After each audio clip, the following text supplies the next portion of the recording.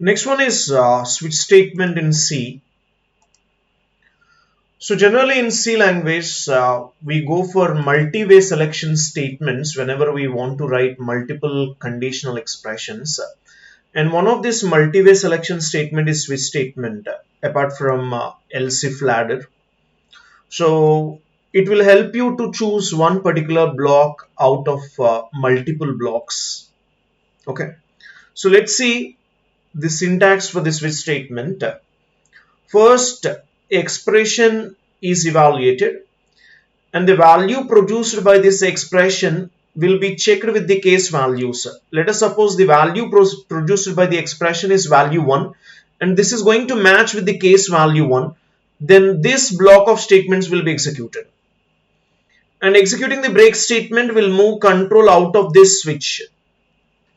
Let us suppose if the expression produced value is not matching with value 1 but matching with value 2, then the block written inside this case value 2 will be executed. And again, execution of break statement will move the control out of this switch. Suppose all the case values are not matching with the expression produced value, then it will go to the default block and execute the code inside this default block. Okay.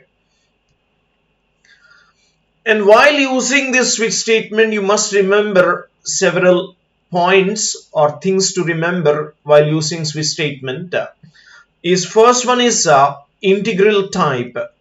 So the expression in the switch statement can only be the integral type. Let us suppose you can start using character data type. You can start using short integer, long integer like this, or normal integer value. But you can't use other data types like floating point type. Okay. Next one is case values must be constant expressions. So you can't use any variable names here. You can only write a constant expression. Okay. And then unique case values.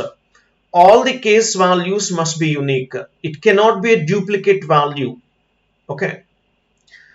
And then use of break statement. You must use this break statement because the meaning of switch is executing one block out of multiple blocks. If you are not using break statement, then it is going to execute the subsequent blocks. In that case, we don't even need to write everything inside the switch statement, isn't it? So that's why break statement must be used to execute that particular block, so that immediately execution of break statement will move the control out of this switch statement like this.